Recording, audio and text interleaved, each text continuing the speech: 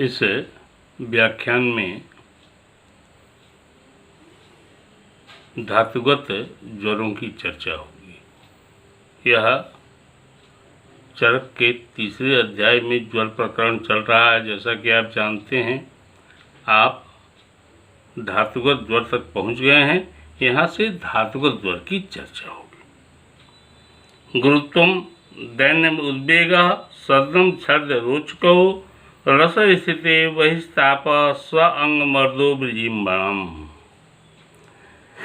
दोष जब बढ़ करके 7 धातुओं की चर्चा तो आपसे करनी उचित नहीं है। आप समझेंगे कि मैं आपको बच्चा समझ रहा हूँ, लेकिन रस, रक्त, मांस, मेद, अस्थि, मज्जा, शुक्र, जब दोष बढ़ करके अलग अलग धातुओं में जब अपना आश्रय बना लेता है,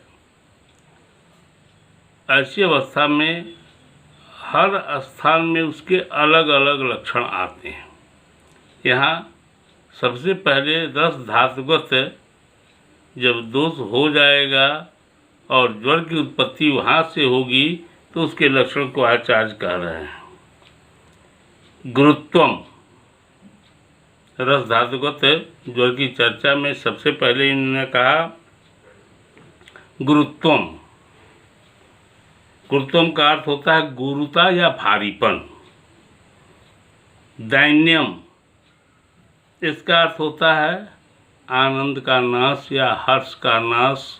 मानसिक स्थिति ऐसी होगी कि मन भीतर से प्रफुल्लित नहीं रहेगा। उद्वेगा, मन में घबराहट होगी, उद्वेग होगा। सदनम, शरीर में शिथिलता होगी। छर्दी, उल्टियाँ आएंगी, वमन होगा। अरोचकौ, इन शब्दों का प्रयोग श्लोक में हुआ है। अरुचि पैदा हो जाएगी। और बहिस्तापः, शरीर के बाहरी हिस्से में ज्वर की प्रवृत्ति रहेगी। अंगमर्दा, पूरे शरीर में वेदना होगी। बीजम्बणम, जमाई आएगी। ये सभी लक्षण रसगत ज्वर के लक्षण हैं। अर्थात रस धातु में दोष है तो ये लक्षण उत्पन्न होंगे। आगे आइए, रक्त धातुगत ज्वर की चर्चा आचार्य कर रहे हैं। रक्तोषा पिरकाश तृष्णा सरक्तम स्थीवनम मुहुः दाह राग भ्रम मद प्रलापा रक्त संस्थिते। अर्थात इस ज्वर में जब दोष रक्तगत होगा तो रक्तज पीड़िकाएं शरीर में निकलेंगी। प्यास बार बार लगेगी रोगी को। रक्त मिला हुआ थूक रोगी के मुंह से निकलेगा। शरीर में दाह होगा। राग शब्द आया है, अर्थात शरीर में लालिमा रहेगी। उसकी प्रभा लालिमा युक्त हो जाएगी, शरीर लाल होने लगता है। भ्रम, बटाइगो। मद और प्रलाप, रोगी इस तरह से अवस्थित होता है कि उससे मुंह से अलग अलग चीज़ें निकलने लगती हैं। रोगी प्रलापित होने लगता है। मांस धातुगत ज्वर की चर्चा 78 श्लोक में आचार्य कह रहे हैं।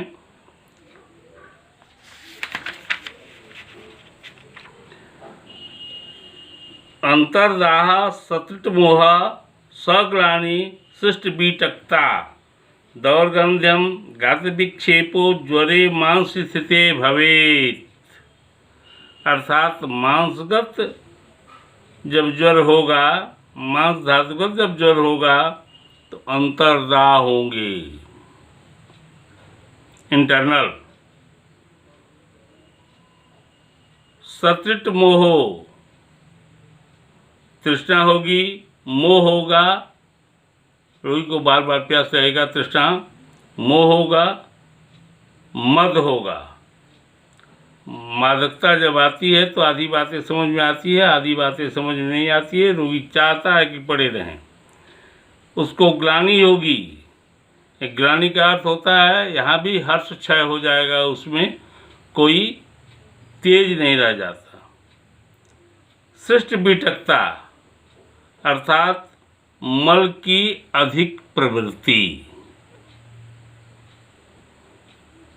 दौर्गंध्यम शरीर से दुर्गंध निकलेंगी। गत विक्षेपो रोगी हाथ पैर पटकता है। ये सभी मांसगत धातु के ज्वर के लक्षण हैं। मेद धातुगत ज्वर की चर्चा आचार्य कर रहे हैं। 79 देखिए। स्वेदस तीव्रा पिपासा च प्रलापो बम्य विचक्षणः स्वगंधस्य असहत्वं च मेदस्ते ग्लानिरोचकौ। अर्थात मेद धातु में जब ज्वर रहेगा तो पसीना अधिक आएंगे। स्वेद तीव्रा शब्द का प्रयोग हुआ है। पसीना अधिक आएंगे। तीव्र पिपासा, जब एक तरफ से पानी निकलेगा तो शरीर को पानी की आवश्यकता होती है, इसलिए रोगी को बार बार प्यास लगेंगे, तीव्र प्यास लगेंगे। प्रलाप, रोगी प्रलाप करेगा। बम में भी क्षणसा शब्द आया है। इसका अर्थ होता है कि बार बार रोगी वोमिटिंग करेगा, वमित होगा, उल्टियाँ आएंगी। स्वगंधस्य सात्वम शब्द है। अपने ही शरीर का गंध रोगी को असह्य हो जाएगा कि मेरे शरीर में बड़ा दुर्गंध आ रहा है, ऐसा रोगी कहने लगता है। ग्लानि, रोगी को ग्लानि होती है अर्थात उसके हर्ष क्षयित हो जाते हैं। अरोचकौ, शरीर रोगी को अरुचि पैदा हो जाएगी। ये सभी लक्षण मेद धातुगत ज्वर के कहे गए हैं। इन लक्षणों को बार बार पढ़ करके याद करना चाहिए तो चिकित्सक की बुद्धि रोगी को देखते काम कर जाती है। आइए अस्थि धातुगत ज्वर की चर्चा 80वें श्लोक को देखिए। विरेक बमने च उभे स अस्थि भेदम प्रकुंजनम विक्षेपणम च गात्राणाम श्वासस्या अस्थिगते ज्वरे। अर्थात बमन और विरेचन अस्थिगत धातु में जब ज्वर रहता है तो बमन भी होगा और विरेचन भी होगा, ऊपर से उल्टियाँ भी आएंगी, बड़ा लक्षण बिगड़ जाता है, और पखाने भी होंगे रोगी को।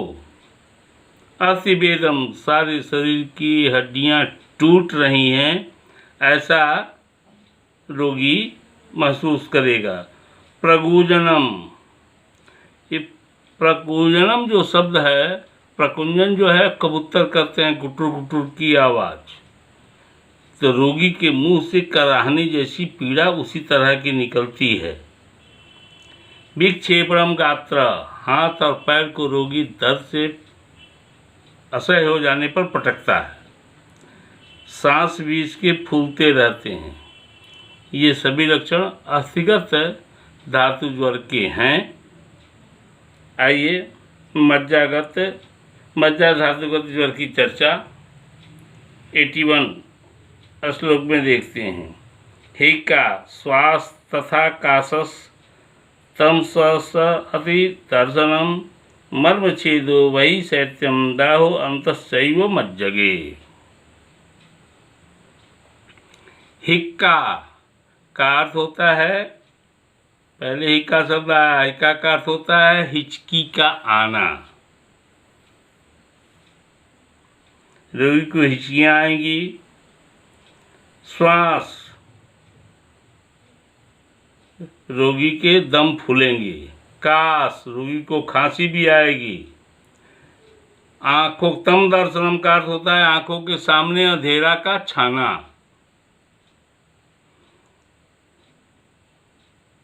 मर्म छेदो, मर्म छेदों का अर्थ होता है कि वाइटल, हृदय, बस्ती, मस्तिष्क, इस तरह के जो वाइटल ऑर्गन्स हैं बॉडी में, उनमें वेदना होगी, छेदने की तरह वेदना होगी।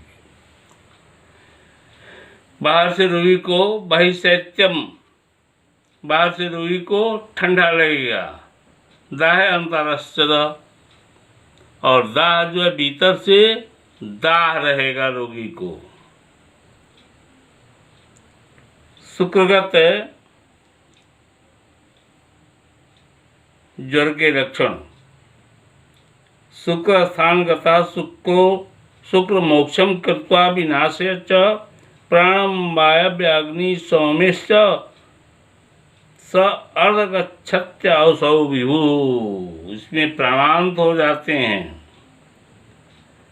शुक्र स्थानगता, शुक्र मोक्षम, शुक्रगत, शुक्र धातुगत जब ज्वर होगा तो बार बार शुक्र को बाहर निकाल देगा। शुक्र के स्थान से शुक्र को बाहर कर देगा। और शुक्र जब बाहर निकल जाएगा तो आप जानते हैं कि रसादि नाम शुक्रांता नाम जत खलु तेजा तत्खलु ओजा। शुक्र से निर्मित होता है ओज, और ओज से रक्षा होती है प्राण की। इसलिए ओज जब समाप्त होगा तो प्राण निकल जाते हैं।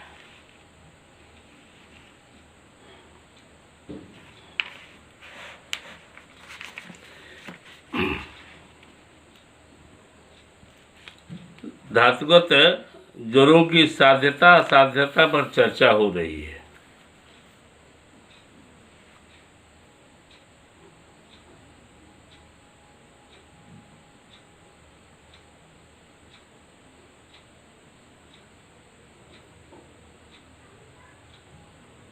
रस रक्त आश्रिता साध्यो मेदु मांसगतश्च यह, अर्थात रस और रक्त में आश्रित जो ज्वर होते हैं वह साध्य होते हैं। मेदु मांसगतश्च यह, अस्थि मज्जागतः कृच्छा।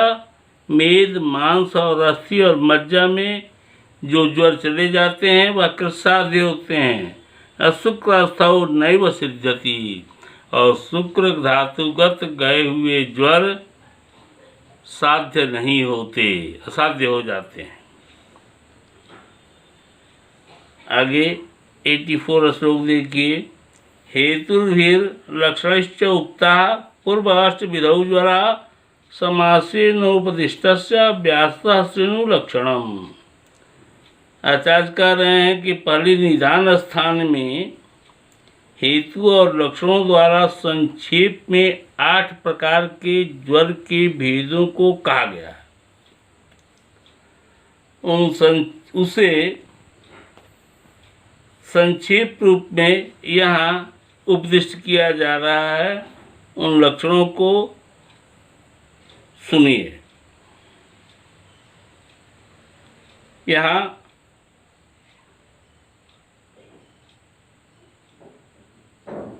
शिरोरुक् पर्वणाम भेदो दाहो रोमणाम प्रहर्षणम कंठास्तसु ममतु तृष्णा मूर्छा भ्रमो अरुचि स्वप्ननाशो अतिजिह्वा पादपीतज्वराकृति। यहाँ से द्वंद्व ज्वर की चर्चा शुरू हो गई है। इन्होंने कहा कि निदान स्थान में अलग अलग वातज, पित्तज, कफज ज्वरों की चर्चा मेरे द्वारा की गई है, वहाँ इसको देखना चाहिए। यहाँ से द्वंद्व ज्वर की चर्चा आचार्य कर रहे हैं। पहला लक्षण उन्होंने वातपैथिक ज्वर के लक्षण का लिखा कि उसमें सिर में वेदना होगी, गांठों में भेद होगा, गांठें फट रही हैं, गांठें टूट रही हैं, इस तरह से पता चलेगा। दाह होगा, रोमों में हर्ष उत्पन्न होगा, कंठ और मुख सूखने लगेंगे, बमन, प्यास, मूर्छा, चक्कर ये आएंगे, भोजन में अरुचि होगी, निद्रा का नाश हो जाएगा, रोगी अधिक बोलेगा अर्थात प्रलाप करेगा और जम्हाई आएगी। यह बात पित्त ज्वर में लक्षण उत्पन्न होंगे। श्वसन पैथिक ज्वर के लक्षण, कफ पित्त ज्वर के लक्षण की चर्चा आगे 88 श्लोक में आचार्य कर रहे हैं। मोह, कासो, अरुचि, तृष्णा, श्लेष्म पीत प्रवर्तनम, लिप्त तिक्तास्यता तंद्रा, श्लेष्म पित्त ज्वराकृति इत्येति द्वंद्वजा प्रोक्ता। बार बार दाह का होना और शीत का लगना, बार बार पसीना का रुक जाना, मोह, कास, अरुचि, प्यास, कफ और पित्त का बमन द्वारा निकलना। जब भी उल्टियाँ आएंगी तो उसमें कफ और पित्त साथ साथ आएंगे। मुख में मुंह तीता बना रहेगा, रोगी को तंद्रा होगी। ये सब लक्षण पित्त कफ ज्वर में होते हैं।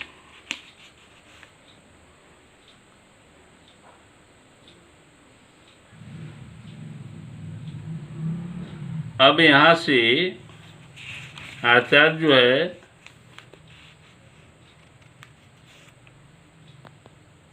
सन्निपातक ज्वर की, द्वंद्व ज्वर समाप्त होने के बाद सन्निपातक ज्वर की चर्चा आचार्य कर रहे हैं। ज्वर की श्रृंखला जब बोली जा रही है तो यह ध्यान में रखना चाहिए कि ज्वर के 8 भेद सामान्यता बताए गए हैं। वातज, पित्तज, कफज और 3 द्वंद्वज जो बोले गए अभी, 7वां सन्निपातज और 8वां आगंतुक ज्वर। निज में ये 7 आते हैं और एक आगंतुक जो ज्वर है उसको मिलाकर के ज्वर के 8 भेद माने गए हैं, जिसमें आपने द्वंद्वज सुन लिया। अब सन्निपात में यहाँ 13 प्रकार के भेद किए गए हैं। यह 13 तरह के सन्निपात की चर्चा यहाँ से होगी, इसको ध्यान से सुनिए। सन्निपात ज्वरस्य ऊर्ध्वम 13 विधस्य ही प्राक सूत्री तस्य वक्ष्यामि लक्ष्यम वै पृथक पृथक।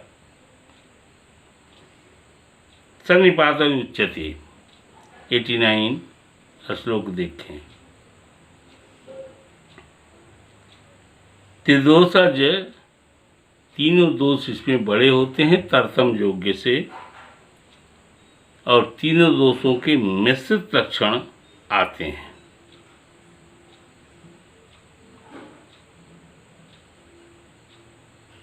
इनका कहना है कि पहले संक्षेप रूप में 13 प्रकार के सन्निपातक ज्वर के लक्षण कहे गए हैं निदान स्थान में। अब इनका अलग अलग विश्लेषण हम कर रहे हैं।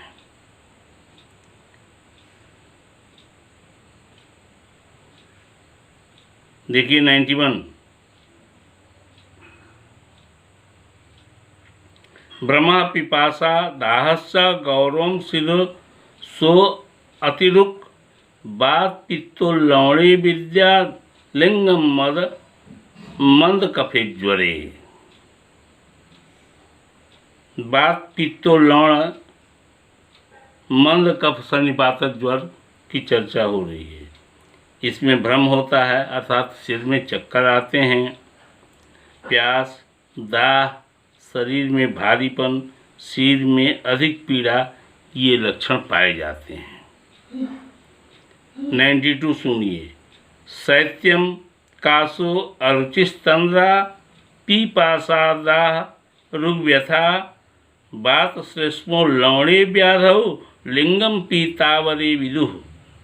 बात कफो लवण हिन्न पीत, बात कफ इसमें बड़ा रहता है और पित्त पीछे से अणु होकर के बढ़ता है। इस सन्निपातक ज्वर का नाम है वात कफोल लवण हीन पित्त सन्निपातक ज्वर। इसमें शरीर में शीत का लगना, खांसी का होना, अरुचि पैदा होना, तंद्रा, प्यास, दाह, शरीर में वेदना, ये लक्षण होते हैं।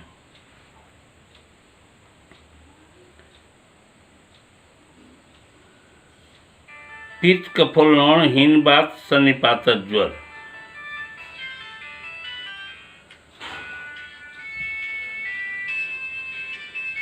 देखिए 93 श्लोक। छर्दि शैत्यम मुहुर्दाहस तृष्णा मोहो अस्ति वेदना मंदवाते व्यवस्यन्ति लिंगम पित्त कफोल लवणे। अर्थात इस ज्वर में वमन, शरीर में शीत लगना अर्थात ठंडा लगना, बार बार दाह, तृष्णा, मोह का अर्थ यहाँ मूर्छा ये है, रोगी फेंट होता है, हड्डियों में पीड़ा, ये सब लक्षण होते हैं। चौथा सन्निपात वातोल लवण कफ पित्तहीन सन्निपातक ज्वर है। ये 94 श्लोक देखिए। संध्य अस्ति शीर्षा शूलम प्रलापो गौरवम भ्रमः वातोल लवणे स्याद् अनुगे तृष्णा कंठास्य शुष्कता। इसमें संधि, अस्थि और सिर में वेदना होती है। रोगी प्रलाप करता है, शरीर में भारीपन होता है, सिर में चक्कर का आना, प्यास का लगना, कंठ मुख का सूखना, ये लक्षण होते हैं। देखिए 95 श्लोक। रक्त बीज मूत्रता दाह स्वेद त्रीड वल संक्षया मूर्छा चेती त्रिदोषे स्यालिंगम पीते गरीयसी। यहाँ 5वें नोम पर पित्तो लवण कफ वातहीन सन्निपातक ज्वर है। पित्त बढ़ा हुआ होता है, कफ और वात हीन अणु रहते हैं। इसमें मल और मूत्र रक्त वर्ण का हो जाता है, जैसे रक्त मिला हुआ हो रहा हो। शरीर में दाह रहता है, पसीना बहुत निकलता है, प्यास अधिक लगते हैं, बल की हानि होती है और रोगी मूर्छित भी होता है, ऐसा लक्षण होता है इसमें। कफोल लवण वात पित्त हीन सन्निपातक ज्वर की चर्चा आचार्य कर रहे हैं 96 श्लोक में। आलस्य, अरुचि, हृल्लास, दाह, वम्य, अर्ति, भ्रमई कफोल लवणम सन्निपातम तंद्राकाशेन च आदिशेत। इसमें आलस्य, अरुचि, जी का मचलाना, दाह, वमन, बेचैनी, सिर में चक्कर आना, तंद्रा, काश, ये सब लक्षण होते हैं। 97 श्लोक देखें। श्लेष्मो लवण पीत मध्य हीन वात सन्निपातक ज्वर। प्रतिस्या छर्दिर आलस्यम तंद्रा अरुच अग्निमार्दवम हीन वाते पीत मध्य लिंगम श्लेष्माधिके मतम। इसमें रोगी को प्रतिस्याय होता है, उल्टियाँ आती हैं, आलस्य बना रहता है, तंद्रा होती है, रोगी को अरुचि हो जाता है और अग्नि की मंदता के लक्षण उत्पन्न हो जाते हैं। 8वां देखिए, पित्तोल्लण मध्य कफ हीन बात सन्निपातज। हारिद्र मूत्र नेतत्वम दाह तृष्णा भ्रमो अरुचि हीन बाते मध्य कफे लिंगम पीतादि के मतम। इसमें हल्दी के रंग के समान पीला मूत्र हो जाता है और इसमें नेत्र भी पीला हो जाता है। दाह होगा, तृष्णा होगी, भ्रम और भोजन में अरुचि, ये लक्षण होते हैं। 9वां, वातोल्लण मध्य कप हीन पीत सन्निपात ज्वर। शिरोरुक बेपथु श्वास प्राप छद अरोचकौ हीन पीते मध्य कप्पे लिंगम श्यान मारुता दिक्के। इसमें शरीर में पीड़ा, कंप, शरीर का कांपना, श्वास दम का फूलना, प्राप, बमन और भोजन में अरुचि हो जाती है, ये लक्षण हैं। 10वां सन्निपातक ज्वर कपोल्लण बात मध्य पीत हीन सन्निपातक ज्वर है।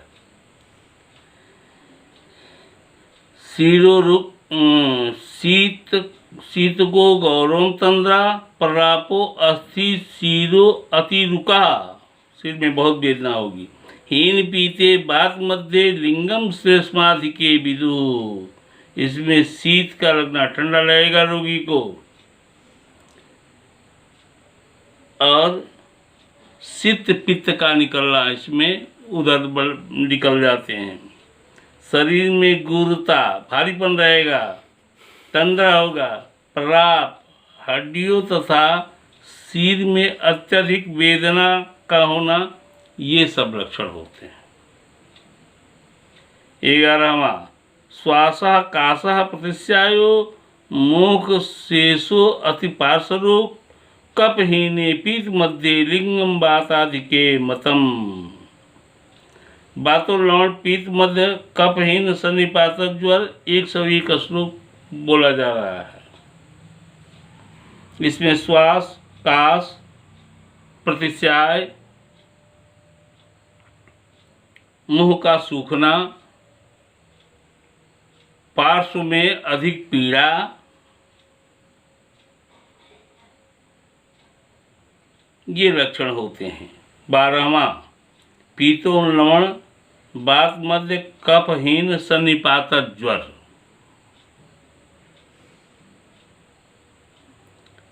वर्चो भेदो अग्निदौर्बल्यम तृष्णा दाहो अरुचि भ्रमः कफहीने बात मध्य लिंगम पीताधिके विदुः।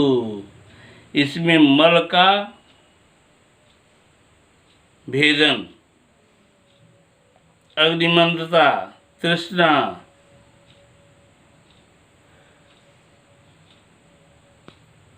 नहीं 101 नहीं बोले क्या, नहीं बोले। श्वासः काशः प्रतिस्यायो मुख शोषे अतिपार्श्वरो कफहीने पीत मध्य लिंगम बाताधिके मतम। इसमें श्वास, काश, प्रतिस्याय, मुंह का शोष, पार्श्व में अधिक पीड़ा का होना, ये सब लक्षण होते हैं।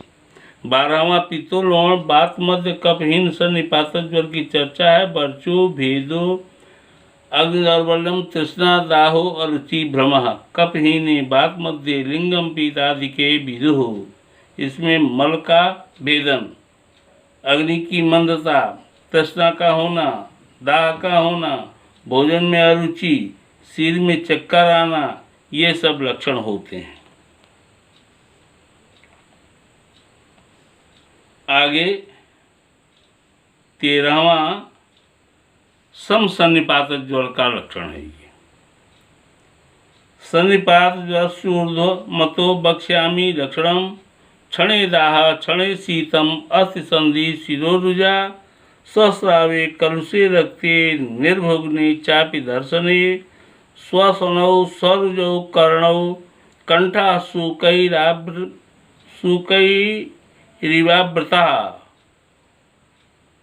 तन्द्रामोह प्रलापश्च काशः श्वासो अरुचि भ्रमः परिदग्धा खरस्पर्शा जिह्वा स्रस्तांगता परम इष्ठीवनं रक्तपित्तस्य कफेनोन्मिश्रश्च च शीर्षो लोढ़नं तृष्णा निद्रानाशो हृदय वृथा स्वेद मूत्रपुरीषाणां चीरादर्शन अल्पसा कृशत्वं नातितानां प्रसृतं कंठकुंजनम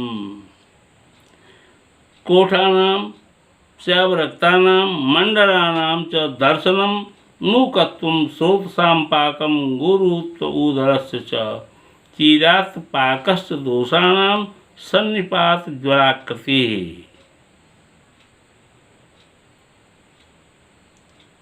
यह त्रिदोष सन्निपात ज्वर या सम सन्निपात ज्वर की चर्चा हो रही है, जिसमें तीनों दोष एक अनुपात में बढ़े रहते हैं। इसमें